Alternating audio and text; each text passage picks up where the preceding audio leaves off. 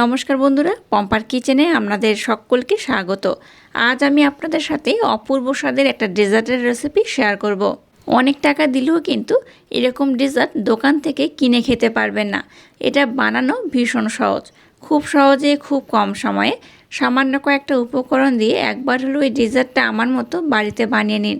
যাকে বানিয়ে খাবেন সেই আপনাকে ভীষণ প্রশংসা করবে আর কিভাবে বানিয়েছেন জানতে চাইবে। এটা দেখতে যেমন সুন্দর, খেতে তেমনই অপূর্ব অসাধারণ। তাহলে চলুন দেরি না করে আজকের এই অপূর্ব স্বাদের ডেজার্টের রেসিপিটা দেখে নেওয়া যাক। এই ডেজার্টটা বানানোর জন্য এখানে দেখুন সিমাই নিয়েছি। সিমাইটা কিন্তু রোস্টেড সিমাই, একদম হালকা রোস্টেড করা সিমাই। তো এই সিমাইটা বাজারে কিন্তু আপনারা কিনতে পাবেন। সিমাইটা অনেক বড় ছিল, তো আমি এটাকে ভেঙে নিয়েছি। আবারও কি করবে, এটাকে কিন্তু আরও ভেঙে নিতে হবে। একদম ঝুড়ো ঝুড়ো করলে যেমন হয় এইভাবে কিন্তু একদম ছোট্ট ছোট্ট করে এরকম ঝুড়ো ঝুড়ো করে ভেঙে নিতে হবে। তো এটা অনেকটাই বড় বড় ছিল, তো আপনাদের দেখানোর জন্য আমি এরকম পজিশনে নিয়েছি। এটাকে দেখুন আমি আরো কিন্তু ছোট ছোট করে নেব। আর সীমাটা দেখুন আমি বেশ অনেকটা পরিমাণে নিয়েছি। আর এটা যে ভরে রয়েছে দেখুন, এটা বড় বড় আছে বলে। তো এইভাবে প্রথমে কি করবেন, একটু কিন্তু ছোট ছোট করে কুঁচো কুঁচো করে নিতে হবে। দু হাত দিয়ে এইভাবে একটু প্রেসার দেবেন, দেখবেন এটা কিন্তু একদম ঝুড়ো ঝুড়ো হয়ে যাবে। আর আজকের এই ডেজার্টটা বানানোর জন্য এরকম ঝুড়ো ঝুড়ো কিন্তু সিমাইটার দরকার। তাই এইভাবে প্রথমে আমি একদম ঝুড়ো ঝুড়ো করে নেব। সিমাইটাকে দেখুন আমি কিন্তু এইরকম একদম ঝুড়ো ঝুড়ো করে নিয়েছি। এই দেখুন দুটো পাত্রে এইভাবে সুবিধার জন্য আমি কিন্তু এরকম ঝুড়ো ঝুড়ো করে নিয়েছি। এবার সবগুলোকেই একটা বাটির মধ্যে আমি ঢেলে নেব। এটা দেখুন একদম ভর্তি হয়েছিল, আর একদম ঝুড়ো ঝুড়ো করে ভেঙে নেওয়ার পর এটা দেখুন কমে কিন্তু একদম অল্প হয়ে গেছে। তো যাই হোক, চলুন এবার আমি নেক্সট স্টেপ শুরু করব। এবার দেখুন গ্যাসটাকে জ্বেলে দিয়ে একটা কড়া বসিয়ে দিয়েছি। এর মধ্যে দিয়ে দেবো ঘি। 4 থেকে 5 চামচের মতো ঘি দিতে হবে।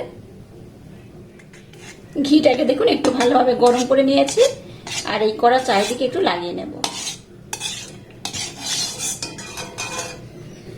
এবার এই সিমাইটাকে আমি এই ঘির মধ্যে দিয়ে দেব।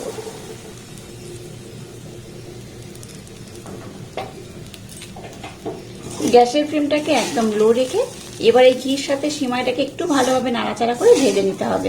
একটু হালকা লাল লাল করে ভেজে নিলে তাহলে এই রেসিপিটা একদম পারফেক্ট হবে, দেখতেও সুন্দর হবে, খেতেও কিন্তু অসাধারণ হবে।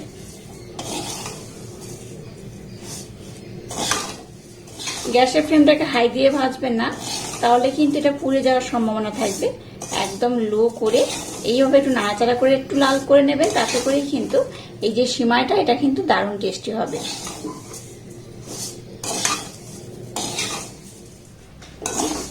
গ্যাসের ফ্লেমটাকে একদম লো রেখে সিমাইটাকে দেখুন একটু হালকা লাল লাল করে ভেজে নিয়েছি। এটাকে আমি আর একটু হালকা লাল করব। আচ্ছা, আবারও বলছি, গ্যাসের ফ্লেমটাকে হাই দিয়ে এটাকে লাল করতে যাবে না, এরকম একদম লো করে এটাকে এইভাবে কিন্তু একটু লাল করে নিতে হবে। এবার দেখুন এখানে দুধের সর রেখে রেখে আমি 1 বাটির মতো মালাই করে নিয়েছি। এবার এটাকে আমি একটু ভালোভাবে ব্লেন্ড করে নেব। এই মালাইটা কিন্তু আজকে যে ডেজার্টটা বানাবো তাতে ব্যবহার করব, অসাধারণ খেতে লাগবে। এইভাবে একবার বানিয়ে খেলে আপনাদের দেখবেন বারবার বানাতে ইচ্ছা হবে। এটাকে এইভাবে একটু খুব মোলায়েম করে সফট করে এইভাবে কিন্তু একটু নাড়াচাড়া করে ব্লেন্ড করে নেব। সিমাইটাকে দেখুন এবার কিন্তু একটু লাল লাল করে করে নিয়েছি, দেখে বুঝতেই পারছেন এটা এইরকমই থাকবে। এবার এখানে মিল্ক পাউডার দিয়ে দেবো 2 চামচের মতো। 2 চামচের মতো মিল্ক পাউডার দিলেই হবে। এটাকে আমি আর একবার একটু ভালোভাবে নাড়াচাড়া করে নেব। এই ডেজার্টটা এত অসাধারণ খেতে হয়, দেখতে তো সুন্দর হয়, খেতেও কিন্তু অপূর্ব হয়। একবার খেলে দেখবেন আপনাদের বারবার খেতে ইচ্ছা হবে। এবার যে মালাইটাকে বানিয়ে রেখে দিয়েছিলাম সেই মালাইটা এখানে আমি দিয়ে দেব।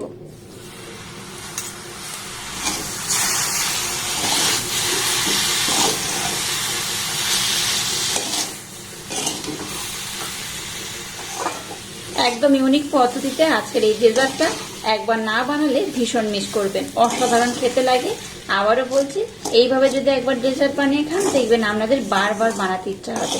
আর এই সিমাইটা কিন্তু বাজারে সবসময় কিন্তু আপনারা পেয়ে যাবেন, তো অবশ্যই একবার হলেও ট্রাই করবেন। গ্যাসের ফ্লেমটাকে লো রেখেই প্রসেসটা করছি আমি। এবার মিষ্টির জন্য এখানে কনডেন্সেড মিল্ক আমি দিয়ে দেবো।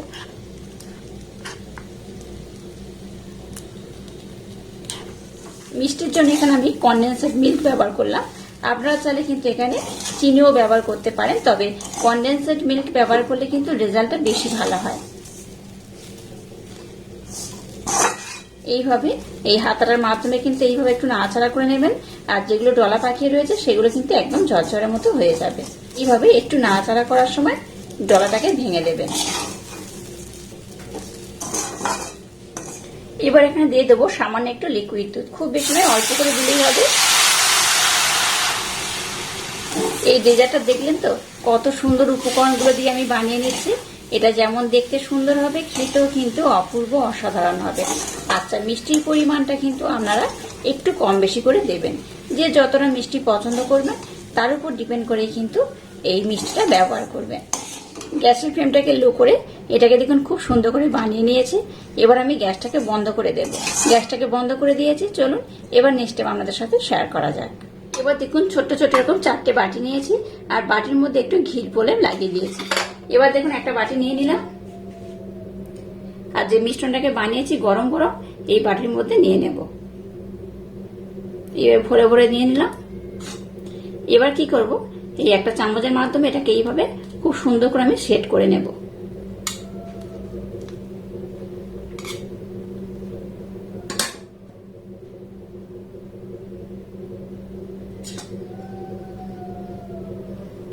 যতটা লাগবে ঠিক ততটা দিয়েই কিন্তু এটাকে সুন্দর করে সেট করতে হবে। আর এই মিশ্রণটা গরম থাকাকালীন এটাকে সেট করবেন, নতবা কিন্তু খুব ভালোভাবে এইভাবে সেট হবে না। এই গরম অবস্থায় এটাকে সেট করতে হবে। এইভাবে বাটির মতো করে খুব সুন্দর করে এটাকে আমি সেট করে নেব। এটা বেশ গরম রয়েছে, তাই বাটিটা কিন্তু বেশ গরম হয়ে যাচ্ছে। বাটিটাকে দেখুন আমি খুব সুন্দর করে সেট করে নিয়েছি। এইভাবে 4টে বাটি আমি সুন্দর করে সেট করে নেব। 4টে বাটি দেখুন খুব ভালোভাবে আমি সেট করে নিয়েছি। এবার এটাকে আমি নর্মাল ফ্রিজে রেখে দেব। নর্মাল ফ্রিজে আধ ঘন্টা থেকে 1 ঘন্টা রাখলেই দেখবেন এটা খুব ভালোভাবে সেট হয়ে যাবে। তো এটাকে ভালোভাবে সেট করার পর নেক্সট টাইম আমি আপনাদের সাথে শেয়ার করব। এবার দেখুন এটা মালাই বানিয়ে নেব। তার জন্য গ্যাসটা জ্বেলে দিয়ে একটা কড়া বসিয়ে দিয়েছি। এবার দেখুন এখানে দিয়ে দেবো 1 কাপ ভর্তি ভর্তি লিকুইড দুধ। দুধটাকে আমি ঘন করে আগে থাকতে ফুটে রেখে দিয়েছিলাম, তো সেই দুধটা এখানে ব্যবহার করব।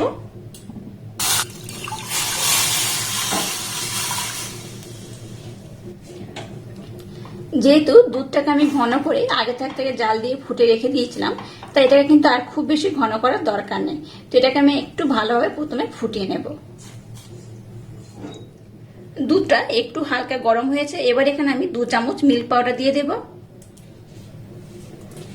এখানে 2 চামচ মিল্ক পাউডার অ্যাড করলে দুধের স্বাদটা কিন্তু দ্বিগুণ বেড়ে যায়, অসম্ভব সুন্দর খেতে লাগে। গ্যাসের ফ্লেমটাকে এবার লো টু হালকা মিডিয়াম দিয়ে আর একটু ঘন করে আমি ফুটিয়ে নেব। দুধটাকে দেখুন আবার একটু আমি ঘন করে ফুটিয়ে নিয়েছি। এবার এখানে একটা এলাচ পাউডার দিয়ে দিলাম, মুখটাকে চিড়ে দিয়ে দিলাম, একটু হালকা স্মেল হবে। একটা খুব সুন্দর কিন্তু এলাচ পাউডারটা দিলে স্মেল হবে। এবার এখানে মিষ্টির জন্য দিয়ে দেব 2 চামচ ব্লেন্ড করে রাখা মিছরি। আপনারা মিষ্টির জন্য এখানে চিনিও ব্যবহার করতে পারেন, তবে কিন্তু গুড় বা বাতাসা ব্যবহার করবেন না। চিনি কিংবা মিছরি এখানে ব্যবহার করতে হবে, তাতে করে কিন্তু আজকের যে মালাইটা বানাবো একদম পারফেক্ট হবে। ব্লেন্ড করে রাখা মিছরিটা দেওয়ার পর দুধটাকে আমি আবারও 5 থেকে 7 মিনিট সময় দিয়ে ফুটিয়ে নেব। এখানে আলাদা করে একটা বাটিতে আমি আগে থেকে ঠান্ডা লিকুইড দুধ রেখে দিয়েছিলাম। এখানে দিয়ে দেবো 1 চামচ কাস্টার্ড পাউডার। খুব বেশি কাস্টার্ড পাউডার দেওয়ার দরকার নেই, 1 চামচ দিলেই হবে। এবারে দুধের সাথে কাস্টার্ড পাউডারটাকে একটু ভালোভাবে মেল্ট করে নেব। দুধটাকে আবার আমি 5 মিনিট সময় দিয়ে ফুটিয়ে নিয়েছি। এবার দেখুন যেটা কাস্টার্ড পাউডারের মিশ্রণ বানিয়েছিলাম সেটা এখানে দিয়ে দেবো। একেবারে সব দেবো না, অল্প অল্প দেব। এটাকে এইভাবে একটু নাড়াচাড়া করব। গ্যাসের ফ্লেমটাকে এই পর্যায়ে একদম লো করে দিতে হবে। গ্যাসের ফ্লেমটাকে একদমই হাই দেবেন না, তাতে করে কি হবে এই দুধের মিশ্রণ কিন্তু তলাতে একটু লেগে যেতে পারে। এইভাবে অল্প অল্প দেব আর এটাকে এইভাবে নাড়তে থাকবো। সম্পূর্ণ মিশ্রণটাকে আমি দিয়ে দিয়েছি। আবারও গ্যাসের ফ্লেমটাকে একদম লো রেখে আর একটু আমি ফুটিয়ে নেব। আরো 2 থেকে 3 মিনিট সময় দিয়ে ফুটে নিলেই হবে। এই মিশ্রণটাকে খুব একটা বেশি কিন্তু ঘন করা যাবে না, একটু পাতলা করেই রাখতে হবে। কেন একটু পাতলা রাখতে হবে সেটা আমি আপনাদের বলে দেব। আর এটা ঠান্ডা হলে কিন্তু বেশ ভালোভাবেই আর একটু ঘন হয়ে যাবে, তাই খুব বেশি এখানে ঘন করা যাবে না। গ্যাসের ফ্লেমটাকে লো টু মিডিয়াম দিয়ে মিশ্রণটাকে আমি আর একটু ঘন করে নেব। আর একটু ঘন করলে তবে কিন্তু আজকের যে রেসিপিটা বানাবো একদম পারফেক্ট হবে। এটাকে দেখুন আমি কিন্তু বেশ ঘন করে জাল দিয়ে নিয়েছি। এটাকে আর বেশি ঘন করার দরকার নেই, দেখুন অনেকটাই ঘন হয়ে গেছে। এটা ঠান্ডা হলে আরো ঘন হয়ে যাবে, তাই আর বেশি আমি ঘন করব না। এবার আমি গ্যাসটাকে বন্ধ করে দেব। এটাকে দেখুন আধা ঘন্টার জন্য আমি নর্মাল ফ্রিজে রেখে দিয়েছিলাম। এটা কিন্তু বেশ ভালোভাবে সেট হয়ে গেছে। এবার এটাকে আমি বাটি থেকে উঠিয়ে আপনাদের দেখাবো এটা কত সুন্দর হয়েছে। এবার দেখুন একটা বাটি নিয়ে নিয়েছি আর একটা ছুরি নিয়ে নিয়েছি। একদম আলতোভাবে এটাকে কিন্তু ওঠাতে হবে, খুব জোরে প্রেসার দিয়ে ওঠাবে না, তাহলে কিন্তু এটা ভেঙে যেতে পারে। একটু আলতো হাতে এইভাবে উঠিয়ে নিতে হবে।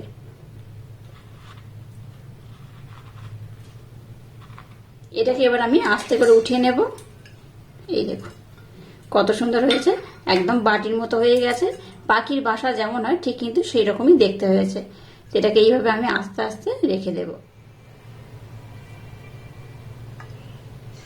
দুটো বাটি দেখুন উঠিয়ে নিয়েছি।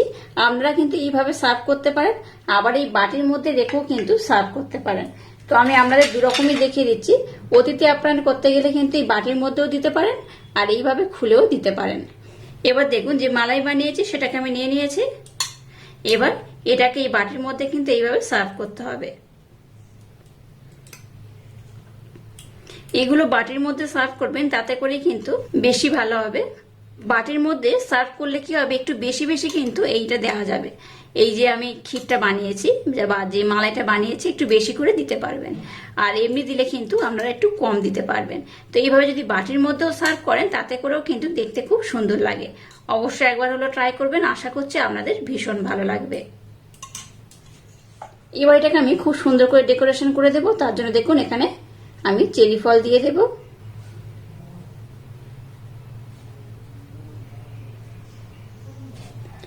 আর দিয়ে দেবো আমন্ড। আমন্ডটাকে আপনারা একটু ছোট বড় করে কাটতে পারেন, আর যার যেমন পছন্দ সেইভাবে এটাকে ডেকোরেশন করতে পারেন।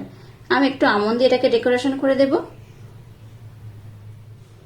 দেখুন এটা কত সুন্দর দেখতে হয়েছে। একবার হলো এইভাবে বানাবেন, আশা করছি আপনাদের ভীষণ ভালো লাগবে। আর এটা দেখতে দেখুন একদম কিন্তু পাখির বাসার মতো হয়েছে। আমি এই বাটিটা ধরেই দেখাচ্ছি, দেখুন এইভাবে বাটি ধরেই সার্ভ করবেন, তাতে করে কিন্তু একটু বেশি ভালো হয়। ক্ষীরটাকে আমরা একটু বেশি দিতে পারবেন, আর বাটি ছাড়াও কিন্তু আপনারা এইভাবে সার্ভ করতে পারেন। দেখুন এটাতেও কিন্তু খুব সুন্দর দেখতে লাগছে। আর আজকের এই অপূর্ব স্বাদের ডেজার্ট বা মিষ্টির রেসিপিটা যদি আপনাদের ভালো লাগে তাহলে চ্যানেলটাকে লাইক, শেয়ার, কমেন্ট এবং সাবস্ক্রাইব করবেন, আর পাশে থাকা বেল আইকনটা প্রেস করে দেবেন। তাহলে টাটা, আবার দেখা হচ্ছে নতুন কোনো রেসিপি নিয়ে।